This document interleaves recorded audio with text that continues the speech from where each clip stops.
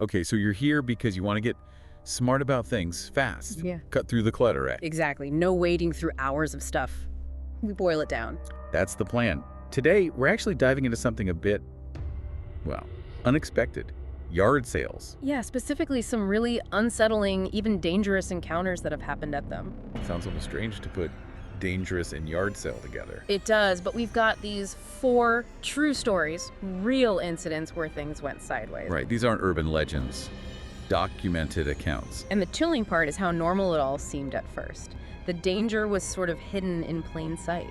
So our mission today isn't just to share some spooky stories. No, definitely not. We want to look deeper, pull out the patterns. Understand what these unsettling moments can maybe teach you about awareness, about safety in places you just don't expect trouble. Precisely.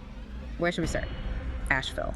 Yeah, let's do that. Asheville 2017, there was this grandmother having a yard sale. Pretty standard stuff. Right, and this couple comes up, seems friendly.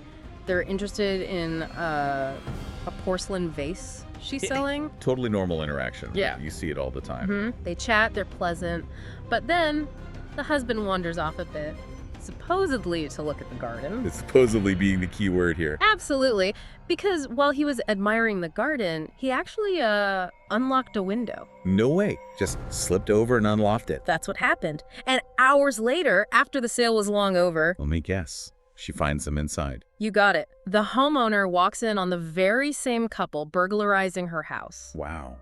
So did they even want the vase?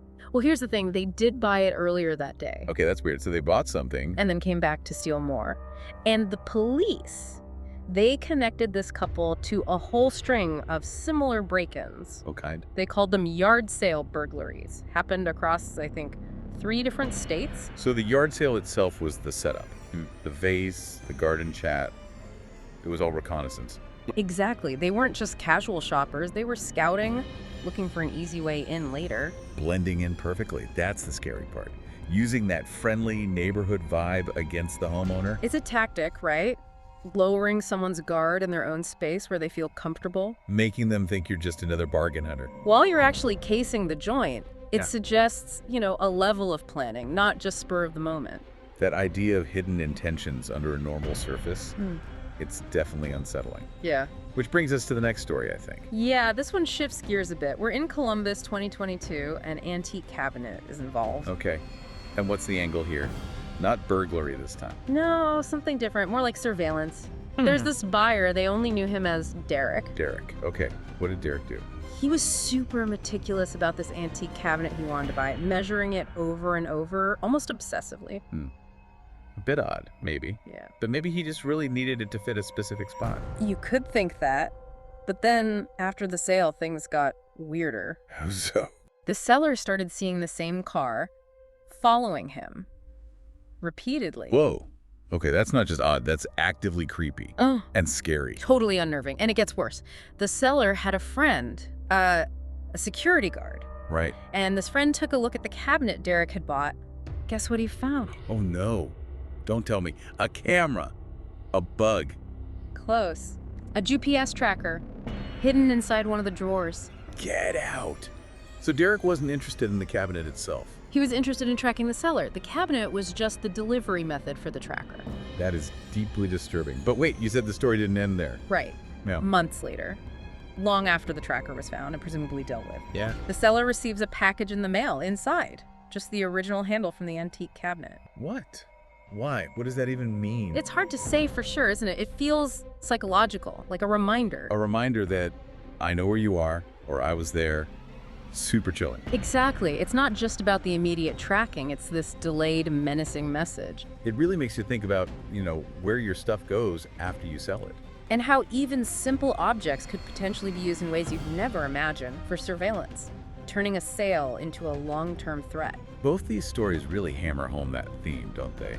Using the yard sale as a cover. Yeah, whether for theft or tracking, it's exploiting that assumed safety. Okay, let's move on. Story number 3.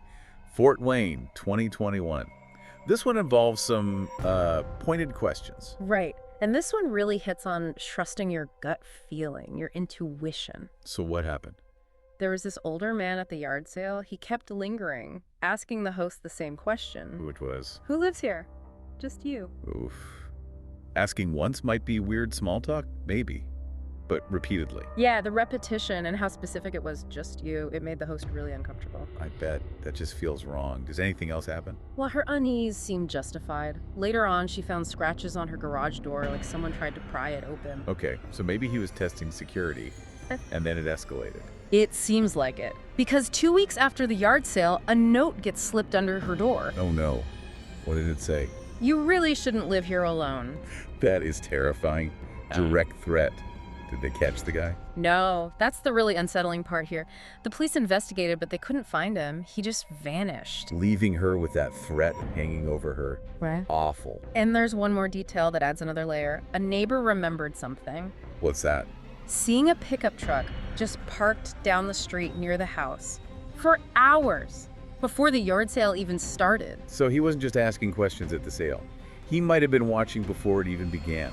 It strongly suggests pre-sale surveillance, scoping the place out, maybe watching her routine. Wow. The yard sale was just the moment he chose to interact directly. Exactly. So the takeaway here is huge.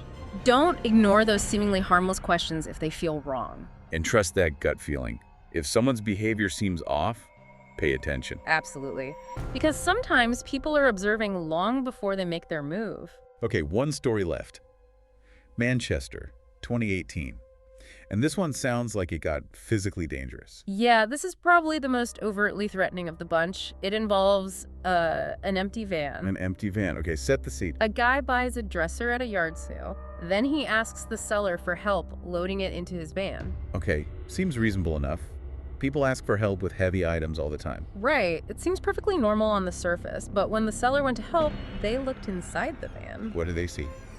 Pretty much nothing. Just some blankets and straps on the floor. That's it. Wait, no dollies, no furniture pads, no tools, nothing you'd actually expect someone moving furniture to have. Precisely. Just an empty white van with blankets and straps. That should have been a massive red flag right there. Huge red flag. Yeah. Alarm bells should be ringing loud.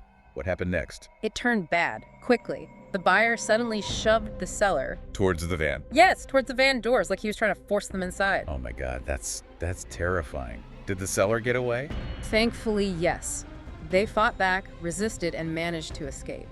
But it was clearly an attempted assault, or worse. Unbelievable. What did the police think? Their theory was pretty straightforward and chilling.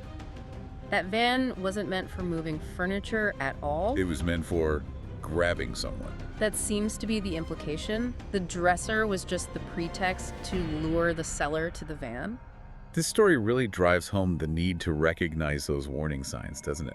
That empty van was screaming danger. It really does. It shows how violence can be hidden behind a completely ordinary request in a normal setting. You have to stay aware. And trust your instincts. If something feels wrong, like that van, don't ignore it. Get out of there. Absolutely. Don't worry about being polite or helpful if the situation feels dangerous. Your safety comes first. So looking back at all four of these cases, Asheville, Columbus, Fort Wayne, Manchester. Yeah, there's a common thread, isn't there? It's quite chilling when you put them together. It really is. The people who survive these encounters, they all realize something pretty disturbing. That danger, real danger, can walk right into your life looking completely ordinary. Yeah, it wasn't some obvious villain lurking in the shadows. It was the nice couple interested in a vase. Or the meticulous guy measuring furniture. The curious old man asking questions. The person who just needed a hand lifting something heavy. They looked like everyone else at the yard sale. Which leads to a big question for you, listening right now. After hearing these stories, does it change how you might think about, say, your next yard sale visit? Or even just other everyday interactions? Will you maybe pay a little more attention to those small details, those gut feelings, the things that seem slightly off? The inconsistencies that might hint at something else going on beneath the surface. Because being well-informed, like you aim to be, isn't just about politics or big world events. Right. It's also about understanding potential risks, even rare ones that can hide in plain sight, in the mundane. Knowing that even something as normal as a yard sale isn't always completely risk-free. It can sometimes hold these hidden dangers. So maybe the final thought to leave you with is this. These stories aren't meant to make you paranoid. No, definitely not. It's not about seeing danger around every corner. But they are a reminder, a valuable, if unsettling reminder, to stay mindful, to trust your intuition. And just to acknowledge that sometimes the most ordinary seeming situations can have unexpected, and potentially dangerous currents running underneath. Worth keeping in mind.